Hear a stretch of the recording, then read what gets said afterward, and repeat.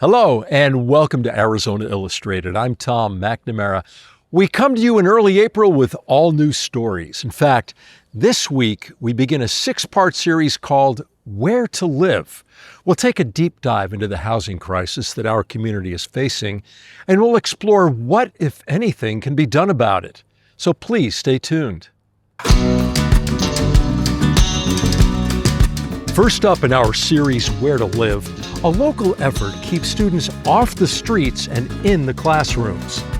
Our goal is to help our youth stay in high school and reach that goal of high school graduation, because that is a real turning point. Plus, we'll take you on a journey into the enchantingly Loony world of international theater artist Wolfe Bowart. The joy is when you have that audience and then there's that connection and you're live and you're in the moment. And a local community comes together to remember the life and legacy of a promising young track star. Celebrate him that way. Bring everybody together, because when you do that and you bring all these different people, you have all these different pieces of Lezo.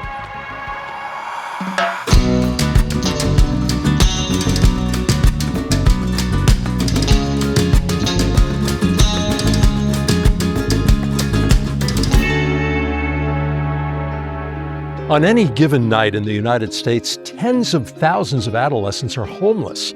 For them, pursuing an education might be just a pipe dream. But here in Pima County, a group has been helping these students for decades, providing them with financial assistance and basics such as food and toiletries. They've helped thousands of our young community members stay off the streets and in classrooms through graduation. As part of our 8-week-long series, Where to Live, here's an introduction to Youth on Their Own.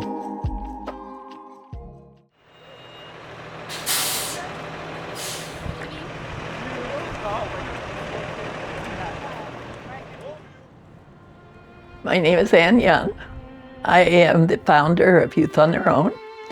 I started it in 1986 at Amphi High School, with the help of many people, and lots of mistakes and wins and things along the way, but we got her going, and now it's a wonderful program. It was a wonderful program before, but it's even better now. We're incredibly excited about this huge investment in YOTO youth and YOTO's future. We had several, especially senior girls, who were couch kids, as we called them. They were living from couch to couch, and sometimes they'd come to me and say, or to their teachers and say, I think I'm gonna have to drop out of school and get another job because I can't stay at the couch I'm at right now. They're moving or something has happened. Our goal is to help our youth stay in high school and reach that goal of high school graduation, because that is a real turning point and will really help determine the direction of their future. Housing isn't necessarily what they need from us. What they need is financial support, which is the main thing that we do. We provide youth with an earned education stipend that's based on their attendance. So the more they go to school every month, the more money they can earn from YOTO. And that's just to cover their basic necessities. We're here to offer the help, and their part of the arrangement is that they're gonna keep going to school. In addition, we provide all their basic needs for free, like food, hygiene supplies, school supplies, transportation needs. Whatever the barrier is that would keep them from going to school, our goal is to try to intervene and provide that thing so they can get to school. We have a wonderful staff of program coordinators that work individually one-on-one with the youth in our program to try to identify what are their specific needs, what are their individual barriers that would keep them from school, and how can YOTO step in and help support them. Hi, my name is Elizabeth Camarillo Gutierrez. I am the author of My Side of the River, and I also work in tech. I felt that there was a lack of stories that really talked about the way that immigration and the system impacts children. I was born in Tucson, Arizona, and I actually got acquainted with the Youth on Their Own program, or YOTO for short, because I ended up homeless after my parents were forced to return back to Mexico due to their immigration status. And I always knew that I wanted to pursue my education no matter the cost, and I knew that the best way for me to move forward was to stay in the United States. And the biggest gift that my parents gave me was in letting me go.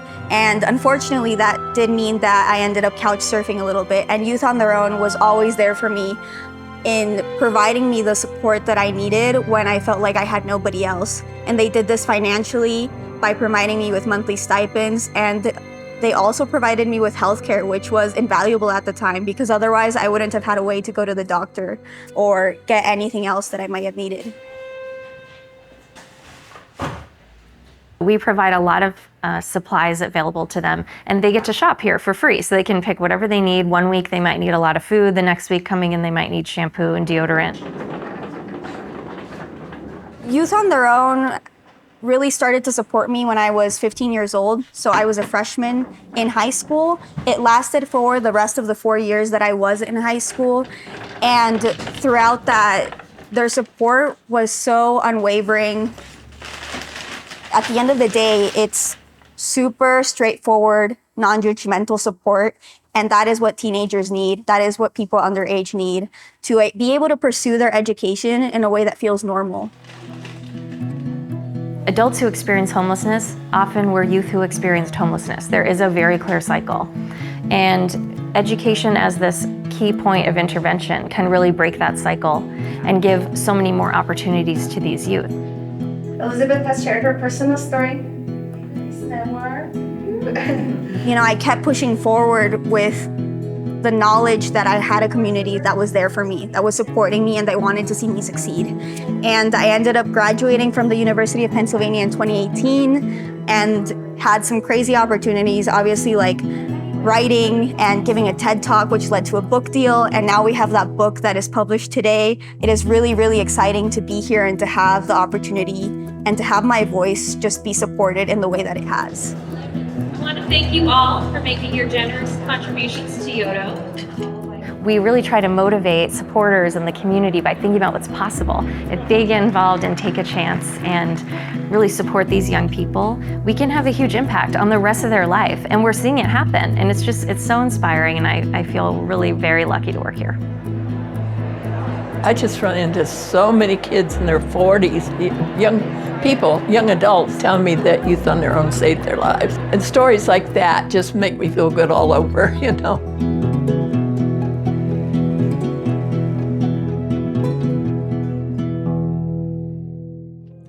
By the way, YOTO says it had an 86% graduation rate among seniors last year, which is higher than the state average. For more information about the group, you can go to yoto.org and to follow along with our 8-week series, Where to Live, where we'll be investigating the complexities of our current housing crisis.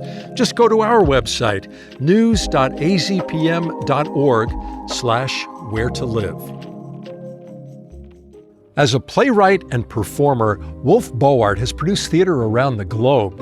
And recently, he's been the artist in residence at Tucson's Scoundrel and Scamp Theater, where he and his mentee, Xochitl Martinez, have been enchanting audiences of all ages with their unique style of physical comedy.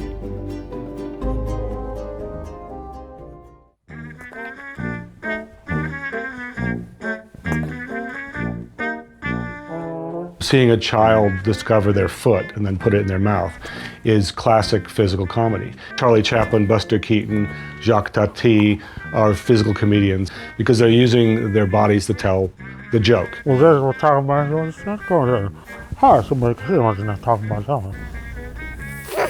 name is Wolfe Bowart, and I'm a visual physical comedian.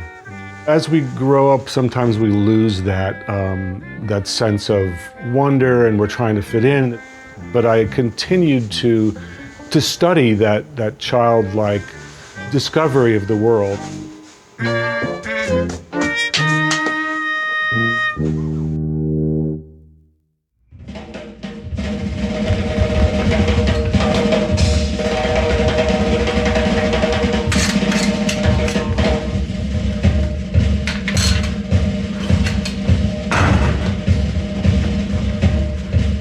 Why did I continue to do that? Telling story gives that audience a sense of awe and wonder, and It makes us giddy, or we giggle, transport us back to being a kid again.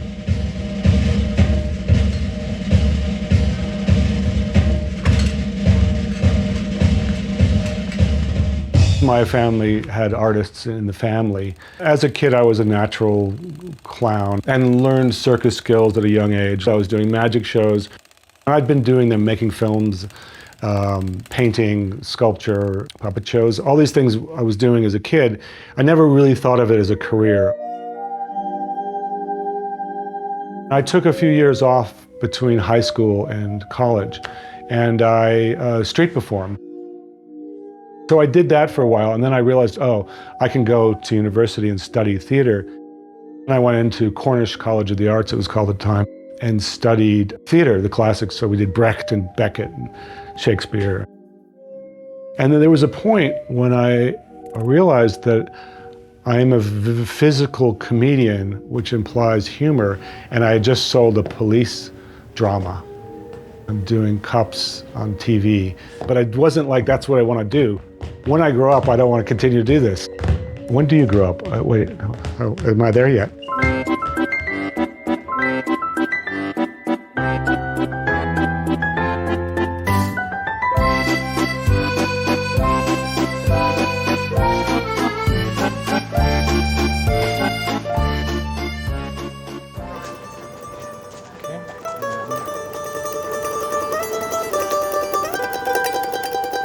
My wife and I decided that we would go to Europe and start touring these productions.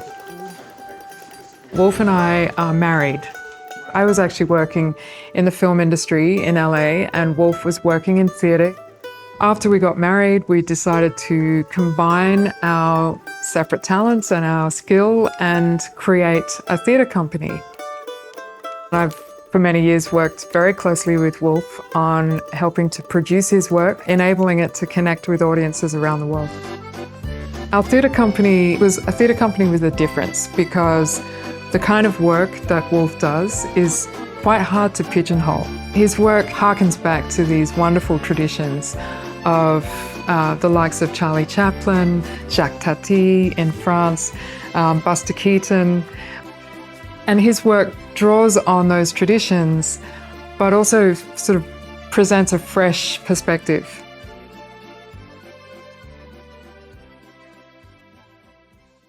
The process for creating a production can begin with a simple idea. I have moleskin notebooks and hundreds of them, and they're all full with quirky ideas over the years, and I go back and read them. But when I get an idea for a show, it might take a year or two of development, and eventually I script it out almost like a children's book. Then I write out what the visuals are. Maybe there's a light note or a sound note, and then there's drawings that go with it often. Naturally, these scripts become linear, and eventually it finds its own logic or narrative. Always with a production, there's a lot of skill involved. The actor doesn't know how to juggle plates, for example. They're going to be learning to juggle plates. Once you're running the show, there's a lot of repetition to get it into your bones, because it's like learning lines, and your lines are in your body and in the rhythm of the music, sound, and rhythm of the piece.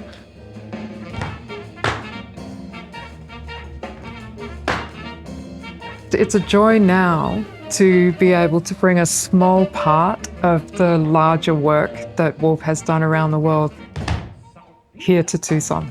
On this stage here at the Scoundrel and Scamp, in somewhat of an experimental form. You know, he's pulling pieces from his larger works that he's been touring globally and incorporating them into a smaller experimental production. I'll hold you up once you get there. Yeah, I mean, I don't know. So one of the reasons that we work with Wolfe is because he's unlike any other theater artist we've ever encountered. He takes this mixture of magic and circus arts and physical theater and visual theater and poetry and all these pieces, and he brings it together into a piece that just delights. Physical theater is universal. Physical theater gives us a way to be able to reach audiences we otherwise could not reach. The other beauty of this is that he's sharing his experience with the next generation in the form of Xochitl Martinez. Yeah, just do that. Go anywhere. Look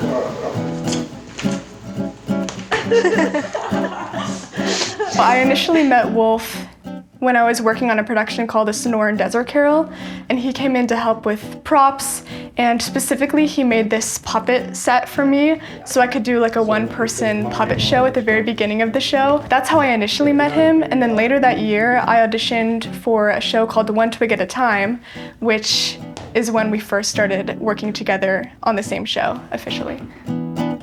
After One Twig had ended, the theater reached out to me and proposed an idea of a physical theater fellowship. They wanted to allow me to work more with Wolfe and collaborate more, and this is what ended up being the WOBO show.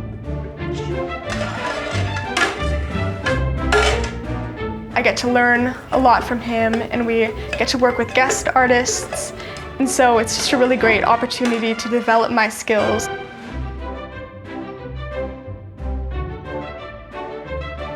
When you're sitting in the audience and all enjoying a show together and everyone's laughing together, there's something really cathartic, there's something really joyous about having that experience with other people. The joy is when you have that audience and then there's that connection and you're live and you're in the moment and you can feel them, they can feel you, and there's an exchange of energy and electricity, and it's real. And then when it's over, there's a bow and they all leave, and that will never happen again.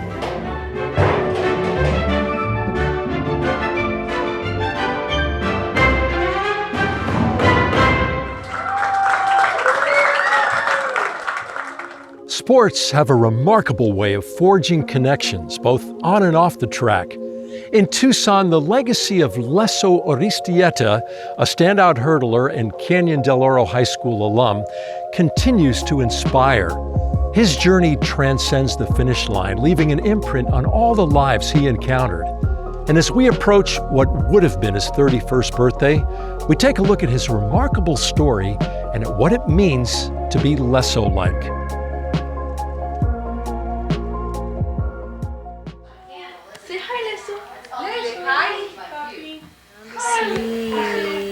Did we know that we were having a boy? Yes, yeah, we already knew. So we were pretty excited for Geiska to have a little brother. They were so close in age. And Geiska really was like, who is this? What is this? Took a while, took like 3 years, I would say, for them to really click. But Geiska was, like I said, 3. And then after that, we had a blast with them. We were very— It was always fun. Yeah, they were really good kids. We did everything together. It was even a bit of a joke, but we figured that someday we'd live in the same neighborhood and we'd have our wives and our families together. When I started dating Geiska, I met Lezo and I had to befriend him. It was like I had to get Lezo's approval in order to keep dating Geiska. So that's when I first met him. I remember the first time he ever gave me a hug and I was like, oh, I've made it, but he would only give me a high five at first to prove myself. And then he came on like every date he could squeeze into. Yeah, and then we couldn't get rid of him. And then it was like, oh, it was always the 3 of us. Here we are. Hi, Geiska. Hey. We always believed in athletics, and we felt that it was important to keep them busy. Very competitive. Very competitive. Very competitive with one another. Go, let's go. Run, run, run. Lezo is just a heck of a competitor. We both hate losing, and Lezo and I really were pretty aggressive with each other, had a lot of fun competing. He was the first freshman, according to Michelle Girard, that could 3-step between the hurdles. And so I guess that's a big deal, right? Yeah. To be able to do that. It started to show probably end of his sophomore year, junior year, really where he was headed. At the beginning of his senior year, he dropped that 1444, and really, I think that's when he started to get a little bit of attention from Coach Harvey. almost like in his mind, disbelief, like, why are you talking to me? but it was really cute because, again, that just tells you who that young man, was in terms of, his ego. It's like, okay, I work hard, I do this thing, but yeah, this is University of Arizona. It's one of the very rare situations in my actual coaching and recruiting, career that I had to convince a young person that they can compete at this level. I remember asking Lezo, what do you think? Are you gonna do this? And again, he wasn't really sold yet. But I remember telling him, look, you have an opportunity to do something, and this opportunity, this is the only time you're gonna have it. You don't know what you might be able to take your body and your mind, what levels you can take yourself to. For him, it was easy. I mean, and the training wasn't easy, but what I was asking of him was very, very easy. We have very early training sessions because it allows him to be able to get that in, have the bulk of time throughout the day to be able to handle what we need to do academically. Lezo became one of my best friends, and we took classes together because we both wanted to go to med school and become doctors, and so that became something that we bonded over. It was fun to watch him run too, and we'd go to meets that we could if they're local. I always have an annual Halloween party for my team, and we dressed up. In that year, he dressed up as he and his guys they were the Blue Men.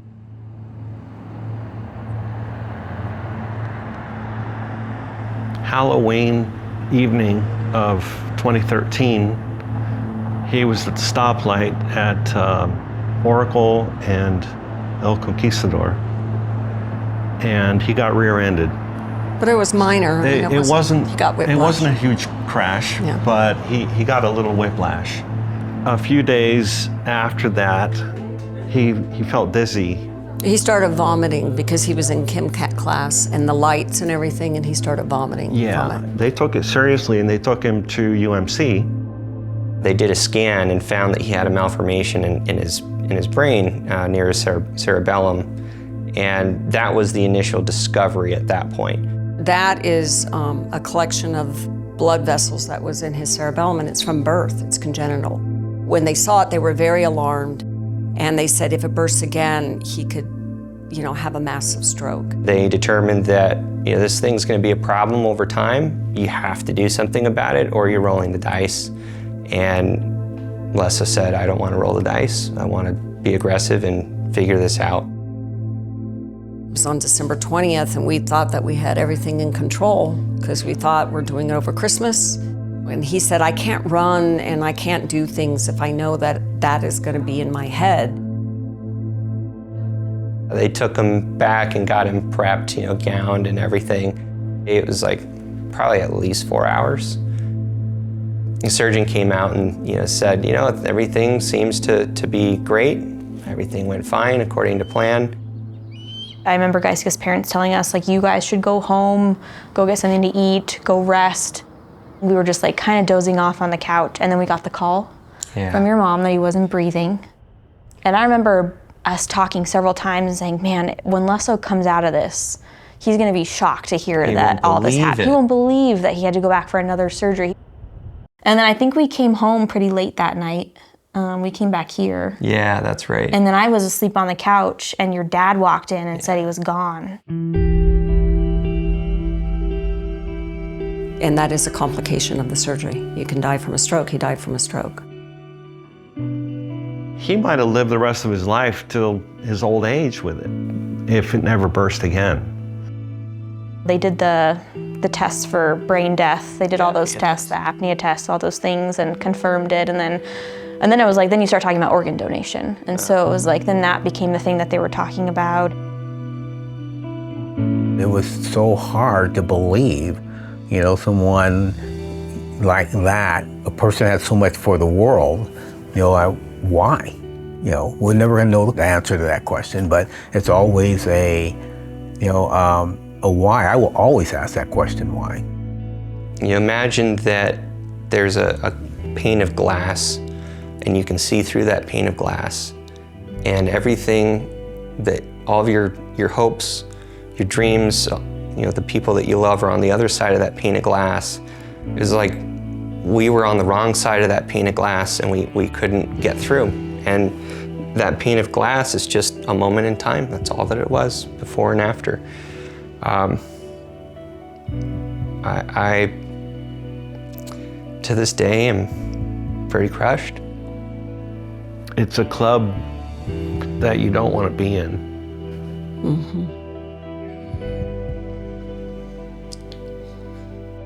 People come out of the woodwork to comfort you. That you would never imagine. That had lost children. And then you realize it's a big club. There's a lot of people in that club. You just don't want to be part of it, but you don't have a choice. That's the thing about everything, is that you have no choice. You have to move forward if you can, as best you can. We wanted to celebrate somehow, and you know, Lezo being the early bird, you know, he was always up for the sunrise, and he'd send us these photos of these gorgeous sunrises over campus. And so we figured, well, why don't we try to go make something joyful and then wake up on the day, on the anniversary, to, you know, the sunrise. We just started this thing where whoever wanted to come by for breakfast on the 20th could come by. Celebrate him that way. Bring everybody together, because when you do that and you bring all these different people, you have all these different pieces of Lezo. And when you bring everybody together at once, you're able to see him in a light that you really couldn't since he was alive. It helps me kind of just get through it. It's the best way to make a very difficult time, a very tough date, something positive. And that's how we started it. Haven't stopped since.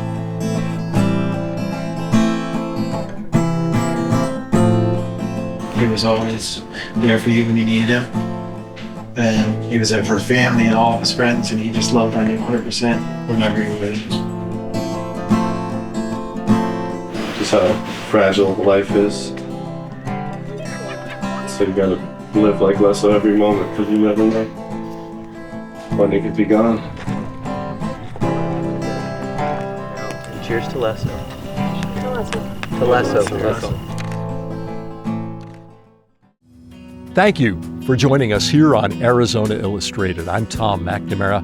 We'll see you again next week for a continuation of our series on Tucson's housing crisis, Where to Live.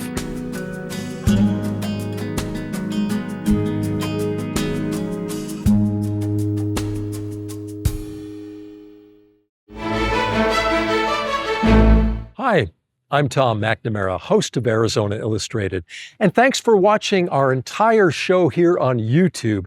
And if you liked it, well, here are some stories from other episodes that we think you'll like.